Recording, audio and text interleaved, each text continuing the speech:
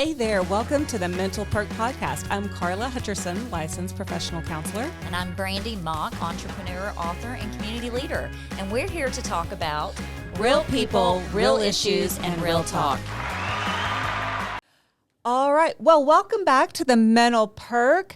You know what? This is my favorite time of year. And so Brandi and I today are going to spend a little time talking about navigating holiday stress. Woohoo! So these are some issues I think many people really struggle with, is managing that holiday stress. And it's supposed to be such a wonderful time of the year. And sometimes I think we lose a little focus of what it's all about. I think we do, but I think there's holiday stress is a combination though, right? It's right. A combination of, let's say, losing a loved one and having the first holiday without them there. Yeah, definitely. Or your kids being off to college, or, everybody's, it's not like it used to be when we were growing up. Right. So I think that it's full of, spending money. Yes. Am I going to get the right gift for the person that wants it? Is it, there's so much that goes into it. Yeah. Cooking. And I think that today we're really going to focus on how do we really focus on holiday self-care while managing holiday stress. So that's what I think we'll dive into. And I think you hit some really good points that we're going to talk about today. But we're also going to give a couple examples of maybe things that we can do to help ourselves. So let's dive right into the holiday edition of the Mental Perk. Woo, woo, woo. Y'all, she's got too much in. She loves this subject right I do. Like, my house right now looks like Hallmark Christmas movie. Oh, yeah. No, Hallmark Christmas movie, not throw up. Oh. Hallmark Christmas movie. Yeah, I mean, like every inch is decorated, and I'm so excited. Yeah.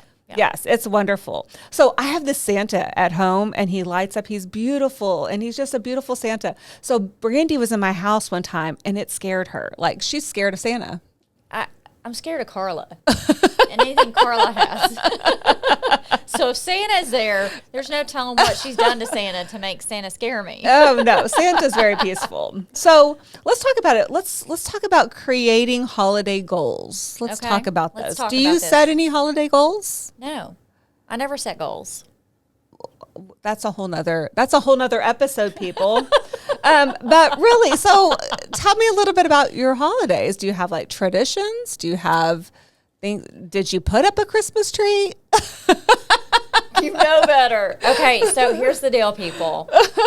I am in the process of building, right? Yes. And so the old house I had all of my Christmas stuff. I got rid of it all, because the new house is going to have new stuff. So I'm in a transitional home right now. So no, I have not done a thing. I've not decorated. I've not done anything. So this year, I'm going to my daughter's house for Christmas. Okay. She has decorated probably like you have at your house. It's just all kinds of lovely decor. And I'll be honest with you guys, and y'all can comment in if you want to, but sometimes it's not bad. Having a break from having to decorate. It's like you go through Thanksgiving, now it's Christmas, and then New Year. I mean, it's nonstop. So, I didn't decorate. All right. Well, but I love people decorating. Out there, I love decorating for Christmas. But I think there's people out there that maybe decorating causes them a little stress. Well, and here's the deal. Not everybody celebrates Christmas. So we'll say holidays, right? So everybody has their own little thing. But no, I didn't do it this year, and I don't feel bad. Okay. Well, then you've already relieved some of your holiday stress. I have.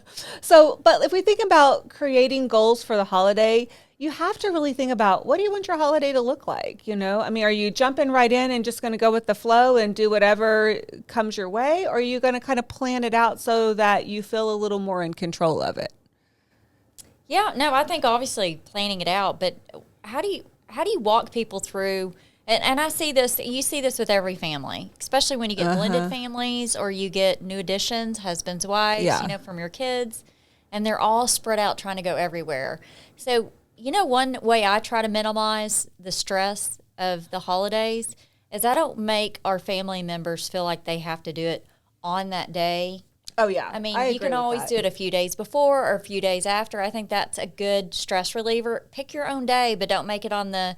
Yeah, try to work within families, because as your family gets bigger, there's more family included. Yeah. And so I think it is important to really be a little more flexible Yeah. and how you celebrate, so that you don't ostracize certain members of the Yes. family, and that, Yeah. you know, if Christmas Day is really important to someone else, but you can celebrate it a couple of days before and you're okay with that, then I think that's good to be that flexible. Yeah, I think so. Yeah, as our kids get older, like Brandi and I both have kids who are grown and married and, you know, doing their own lives. And so, yeah, they have to answer to two families. And so trying to be, you know, sensitive to that, I think Right. is really important. And that can stress someone out, though. So don't get stressed out over that. It's, you know, just find it. I mean, I know that, like, a hard line, especially before your kids got married, hard line was we always went to my grandmother's house, Yes. right? There was all these traditions. All these traditions. And I miss those. I do miss those, because you find that whenever those loved ones, the people that were in charge of that every year, there was never a question of where you're going. You were just going to one place, right? So don't stress out. Make it what you want it to be. Right. Like, don't feel like you have to obligate to this. Make it what you want to be. It's your holiday. I agree, 100%. Yeah, and so I'm a planner, and I like to plan things out, because when I feel like I've planned things out, I feel less stress. I kind of know what's going to come next. Now, my sister calls me the dictator. That's my nickname. She is a dictator. So but I will tell you, my holidays run pretty smoothly. I bet you they do with the dictator in the house. I bet you they do.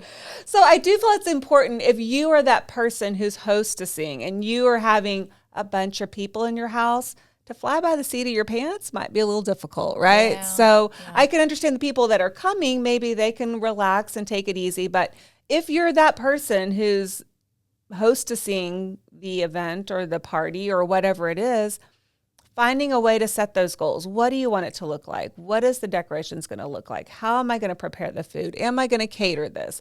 You know, figuring it out what to do ahead of time. And I would say even a month or so ahead I'd be of like time. a year in advance. Yeah. You know me. I'm a planner too. And She's a planner too. I've got to have everything lined up. But I will say, though, like you just said, let's focus on the smaller things. Let's say, you know, you got your decoration done, you're good, Yeah. but the food starts to overwhelm you. Yeah. Hey, don't be afraid to ask someone to bring a plate with them. Oh, to yeah. bring a dish with them. 100%. I mean, that just makes things so less stressful. You don't have to clean up so much. They take home leftovers, and you're getting a taste of something that you're not used to cooking all the time by yourself. But make sure that person you're asking is a good cook. You know, I'm not a good cook, so I'm just going to bring something in a container that looks like I cooked it. And if you say it's bad, I'm going to blame it on the store I bought it from. That's very true. She is going to do that. Yes. Oh, definitely. So let's talk about part of our plan is then setting limits. Okay. So what do our limits look like? Like, how much shopping am I going to do? Am I going to have my checklist? What does my schedule look like? Like I said, are you going to cook? Or are you going to cater? You know, what are you going to spend your time on? And then really looking at what are my days ahead going to look like, so that when I get to the day of the actual event or party, I'm not so stressed out that I forget to have a good time. Well, you know? that's the biggest thing right there. Yeah. When you're hosting, it's hard to enjoy things because you're so busy making sure everybody else's their needs are being met. Yeah, 100%, which kind of opens the door for how do we entertain, be the hostess with the mostest, but still take care of ourselves in this process. How do we you do still? That? Martini? Well, that is my little secret. So yes, I am going to have a martini before everyone gets there, and probably another one when everybody gets there. But that is true. I do. Not that I'm self-medicating. That is a bad thing. That is not. It's enjoying myself and enjoying something that I really love, which is a martini. But I do feel like we have to really focus on positive mental health for ourselves. And we have to really think about days and weeks ahead of what are we doing to take care of ourselves? Are we incorporating exercise? Are we getting good sleep? Are we practicing good habits? You know, so I think that not letting go, not getting so involved in all the planning for the holidays, but really still doing that self-care, your same routines that you would normally do, and taking care of yourself so that when it gets built up and you have more momentum going into the holidays, that you have the energy to do it. You know, I think it's important to take care of yourself. I also think it's important to make sure that you're not so focused on entertaining everybody else that you forget to do the things you love. Like, I'm going to watch some Hallmark Christmas movies, or I'm going to watch Die Hard because it is a Christmas movie. We've had this debate before, but I have to watch Die Hard every Christmas. It's just, I got to have that action because it makes me go, yeah, let's get them, And so I got to do that. Sorry, Charlie let's hit Brown. the holidays. But, Peanuts also. That's a different, so. Which one do you watch first then? Well, I usually watch Die Hard first because it's like, yeah, I'm going to get going. I'm going to get these holidays. And then I'm watching the Peanuts as I'm cooking. Like, it's just so much fun with Snoopy. I'm just saying, I love that. So I love all of that. And I've been watching Christmas movies on Hallmark like since October. So. Oh my gosh. Yeah, it really gets me. It gets me in the spirit. It gets me in the spirit. All right. But yeah, I think making sure to do those activities that you really love to do, or if you like to go see the Nutcracker, make sure you buy your tickets. Or if you like to have a nice dinner out and dress up, go do that. Or if you want to go to the symphony, or maybe it's that you just want to put together a holiday puzzle, or do something, or spend time in front of the fireplace. Find things that you love doing and make sure that's part of your schedule. Well, don't be afraid, because I know there's sometimes whenever. Sometimes you just don't want to do the same thing. It's okay not to do the same thing. Yeah. If you want to take a trip and get away for Christmas, do that. I think that's super cool to do that. I think it's a very good idea because you're able to, well, one, you're not stressed when everybody else is stressed. And two, you're able to kind of go, okay, I've changed things. Sometimes changing things up, make things a little less stressful sometimes, right? And when we're so involved in all the planning and all the details of Christmas, sometimes we forget like the meaning of the season. So I think your idea of doing something different, like going on a trip sometimes, it helps us to kind of refocus on what the meaning is. Mm-hmm. So I think those are all good things. I can just visualize, because I just love Christmas. But I could just visualize Christmas in the mountains with snow and fire and deer. Or in the snow. Let's go diving. Let's go somewhere tropical. No. Absolutely. No. Okay, well that's you. Let's go She'll dive. come back with a tan. I'll come back with sunburn in the Yeah, you will. snowburn. And from the snow. Yeah, exactly. So I do recommend that you do like one relaxing and one pleasurable thing in the days every day leading up to Christmas, like maybe a week or so before. Make sure you got that incorporated so that when you are in the momentum of entertaining, that you have kind of filled your own cup in a way. So I think that's important. Yeah, I do too. Yeah. Let's talk about things that trigger mental health. Well, the stress of, just having to organize everybody else's calendars around the day of the event that you pick. True. That's very true. I do not like people that show up late to events. Yeah. Especially have a certain time to eat. So all you late goers out there, think about that. No, but seriously, though, like when you've got something planned out and everybody's supposed to sit down at a certain time and eat and drink and enjoy each other's company, and you're waiting on one party, I'm like, just do it without them then. Yeah. Because, everybody else has been here on time. So that gets stressful. Yeah. There's a difference between causing a meal to be late and making a grand entrance because you got a really great outfit on. I think those are two different things. So. Of course you do. Anyway, listeners, you knew what I was talking about, okay? There are those out there, okay? Yeah, you don't want to make someone's meal late. But yes, can you arrive a minute or two late and kind of make a grand entrance? Yes, you could do that. We all know what she does. And then I think there's a lot of financial burden on that people. was on my list. And I do have a list, by the way. Yeah, she does. Uh-huh. So I do feel like, financial burden is huge because a lot of times we can really put ourselves in debt over the holidays. And I have to think, do we need to do that? Well, here's the deal. The purpose of celebrating, to me, of being, first off, I don't ask for anything from my significant other for Christmas. Right. And neither does he. Right. To me, the gift is just spending time with your family and being with each other and being getting able to back catch to up the on things that you didn't get to do throughout the year. Yeah. Back to the reason for the season, Now, right? I love giving. Yes. So I'm going to buy gifts. Yeah. And I'm going to give gifts away. I'm not a very good receiver. Yeah. So I think, people tend to, like you said, we get out of the whole, what is the reason why we're doing this? Mm-hmm. And, before, when we were growing up, I don't know about you, when we were growing up, of course, you loved getting the gifts. But I also love time with my family. Yeah, I think that's one of the best things about Christmas is being able to really focus on family and time with family. I think that's so huge. And the gifts are fun because like I said, if your love language is gift giving, then that's really important to you. And some people love to receive gifts, and that's really important to them. But I don't think it has to be so much in the cost of the gift as in the relevance of the gift, right? And so I think we have to really focus on creating a budget for our Christmas and making sure that we stay within that budget so that we don't cause ourselves stress going into the first of the new year based on the fact that now we got to pay these bills, right? Well, and I think it's a good teacher too for people that are younger. Oh yeah. Like, 100%. I put a budget limit on every one of our kids and grandkids, and I don't push beyond that. Yeah.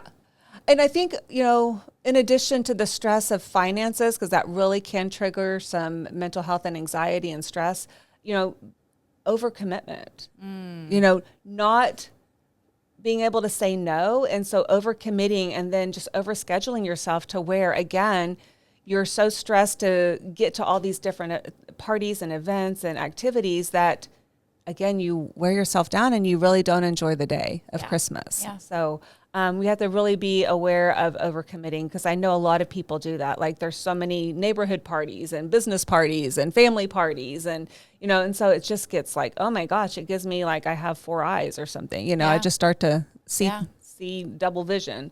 So I think that's really important to managing your stress over the holidays, is just really finding the power to say no, thank you. Yeah, in a nice way. Yeah. So really prioritizing the things you need to attend versus the things that maybe you don't need to attend this year. Another one is overindulgence in a lot of ways. Karla, you're laughing. I'm like, what the heck just happened?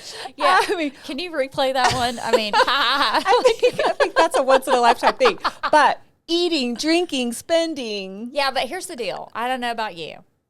I'm just going to speak for myself. Okay. This is the one time a year I'm going to do that. Okay. Because I've been very good throughout the year of not doing that. Does that make sense? Yeah. So no, I see that you would reward yourself. I'm going to reward myself, and I'm going to go, but you got to know when to stop it, right? Yes. I mean, you don't want to be a glutton. I mean, I don't mind, but but yes, I do see what you're saying. When you gotta either wear the elastic pants or let the buttons out after you're eating, there's a problem, right? I don't know. I mean, if you're not used to eating that kind of food all year long, yeah, you're going to bloat a little. I'm just saying.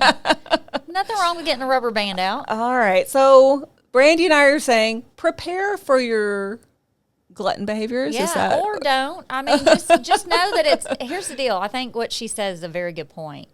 It's important to prepare. Just know when to stop. Yeah. Like, it's one thing to do it. It's like, I don't drink very much throughout the year, but if I'm going to have a drink, I'm going to drink. But I know when I'm going to not do it again. And I think that's the biggest thing when it comes to eating or overindulging in the food, the drinking, all of that. Desserts are my favorite. Oh, yeah. And it goes back to make a plan, right? Because if you're going to go out and celebrate and you are going to drink, make a plan. Yes. Get an Uber. Get an Uber. Or a Lyft. Or a Lyft. Is there another one now? Or a Karla. I'm always there. Reach out if you need a ride home. If she's not been drinking a Mental martini Perk already. can pick you up. Yeah. No, I will Mental Perk, Karla. And here's another area that is kind of new or modern to holiday stress. Scrolling on social media, seeing what other people are doing. Yeah. And if maybe your holidays aren't quite as adventurous, comparing yourself. Well, let me say something. This is the one thing, and I'm going to give some tips out here to you listeners. Yeah. There was a time in my life when I was I was single, I had 2 kids, and it was always a deal for my girls to go to their father's side of the family for holidays. And you know what? We never changed that, even whenever I would have them, because that's what they knew. And I wanted to keep that as normal as I could for them. So instead of wallowing in my own self-pity, what did I do? I went and served the homeless people, and I did something active that gave back to the community. Why did I do that? 1, because I didn't have much family around at the time. But 2, it's not just about you. It's about making others. And to me, I felt like when I made other people feel better and knowing that I was contributing, it made me feel better. And Brandi touches on something very important because it also made my list, but it was down the way. So at the bottom. It's like she has osmosis thinking. Yeah, we kind of think alike in do. a lot of ways, but it's super important. And we're going to go through those very things about, when you don't necessarily have your family around you, or you're in a new area, maybe you haven't developed the friendships that you want to, that you need to really give you that support. What do you do? And how do you get through the holidays when things aren't as ideal as you want them to be? It can be hard. It can be really hard. Or maybe just like she mentioned, you're going through a new divorce or something like that just kind of leaves you in a place where you're just really not feeling the holiday spirit and you're feeling really left out. So I think that's super important to look at ways that you can connect with people. And we can kind of jump right into that. Let's do that. She talked about volunteering. That was one of my biggest ones that I was going to say is being a part of your community, volunteering. There's so many volunteer opportunities this time of year, and it's so needed. I mean, even just going to a children's hospital and holding babies who are in the hospital, or talking to families and making sure that they have what they need for the holidays. So those are things that are super important. Or feeding the homeless and hungry, and helping people just find ways to celebrate, or giving gifts, or handing out blankets, or things of that. Right? The holidays are bigger than you. So many ways to volunteer, or even homeless animals, being able to go give them some love on Christmas is another big way. So I think really doing that. And then also finding ways to, maybe you moved and started a new job, finding ways to connect with your coworkers, thinking about activities that are around, really connecting with friends. And I think we give social media and technology, so much grief sometimes about getting in the way of relationships.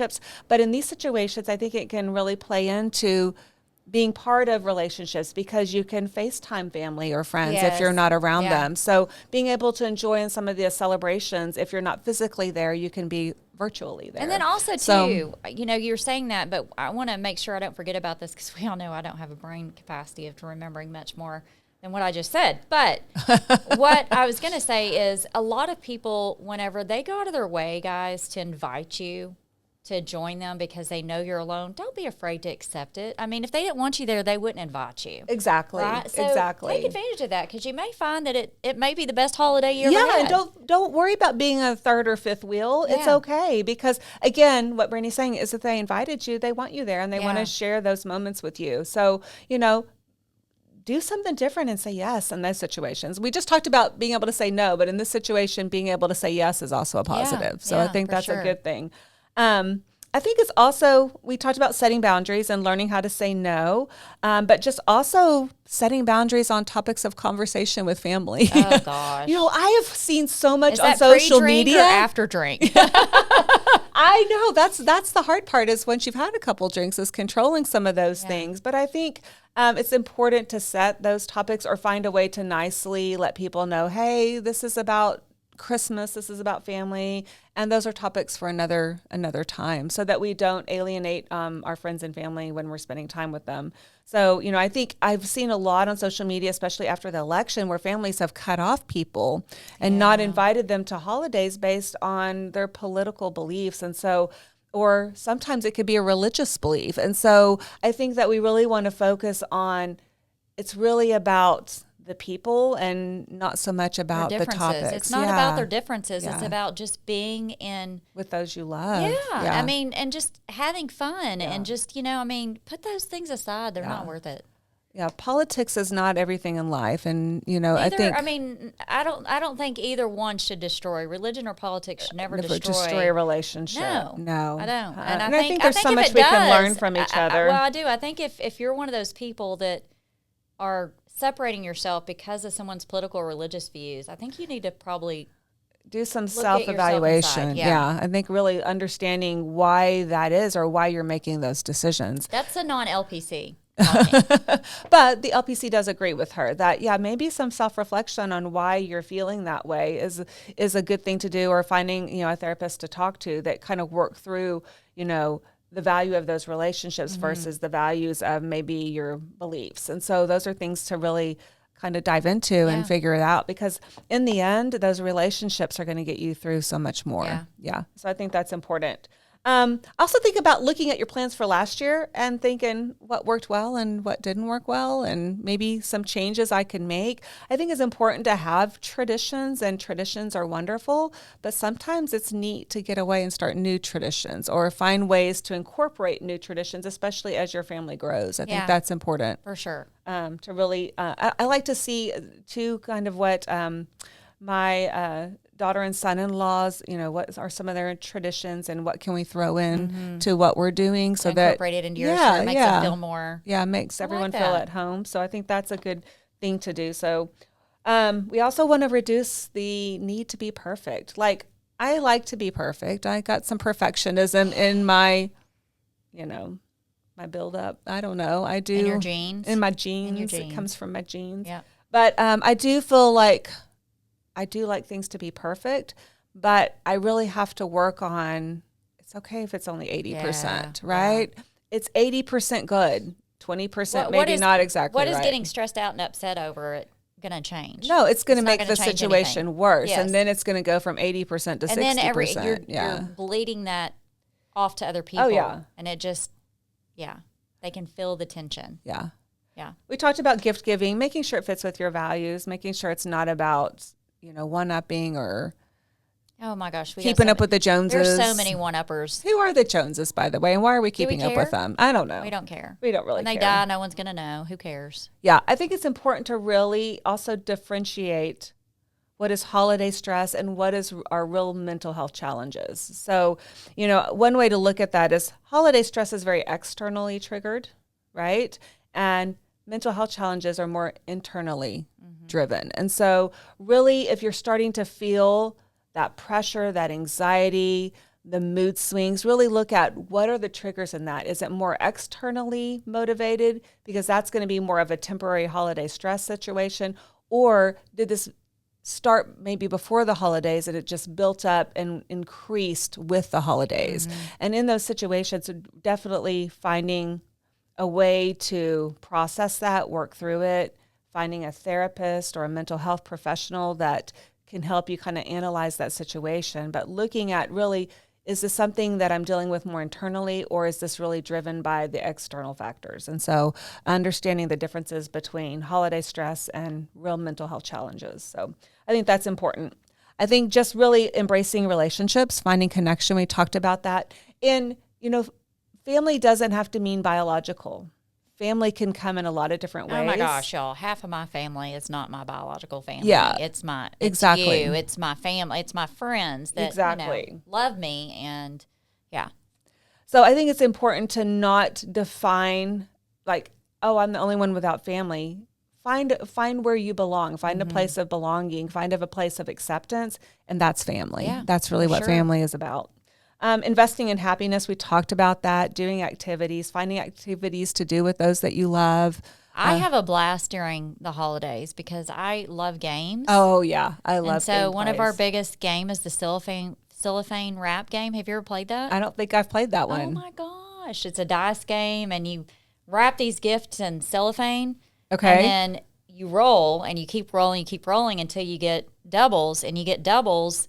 The person steals that from you. You're unwrapping until the next person gets doubles. And every time you unwrap something, a gift falls out. So you could have a big cellophane ball as big as this table, and you're unwrapping it constantly. Oh, and that sounds so fun. You may get a $10 bill. You may get a whoopee cushion. You may get whatever, right? But it's just a fun game to play. Yeah, no, that sounds awesome. We always do bingo, and so everyone brings a big bingo gift, and so we just play rounds and rounds of family bingo, and it's a lot of fun. Yeah. So we do stuff like that, but I think just finding things that bring happiness that are with your family and friends, I think that's super important. The main thing that I really want to stress at Christmas time is be present, be mindful, stay in the moment. Don't think so much about the past, especially if the past brings up sadness for you, or thinking about the future and, being good enough. Really focus on being in this moment, embracing the memories that you're making that day or during this season, because I think that's super important for us to be present with our family and not be so focused on the past and the future. I think that's the way that we really find value in our holidays and really kind can really make them more meaningful. So I think that's super important. You know, the holidays are such an amazing time. I love this time of year. I love this weather. I love everything about it. Yeah. And I just think, you know, finding a way to minimize the stress. Yes. Knowing it's going to be a little stressful because It's always busy, going to be stressful. Yeah. but not letting the stress overtake. Dictate your outcome. Yeah. Yeah. And your happiness. Yeah. Right. So that's really what our Christmas message to you is today. We love you guys. We love your we do. support. Yes. We love what we do. We take mental health very seriously, and it impacts all of us in so many different ways. But you are what's important to us. We want to make sure that you guys know that You're worthy. You're worthy. We're going to do that again. We so missed that one. Yeah. But we want to make sure you guys know You're worthy, and we're in this together. If you or anyone you know is struggling with mental health issues, please reach out to talk to someone you trust. Get connected to a mental health professional who can help you find ways to cope and ultimately feel better. If you are having suicidal or self-harm thoughts or thoughts of hurting another person, please go to the nearest ER, call 911, or contact the National Suicide Hotline at 988. Thank you for tuning in to Mental Perk. We hope our talk today highlighted real people working through real issues based on mental health. Our goal at Mental Perk is to make sure every one of you knows you're worthy. We're in this together.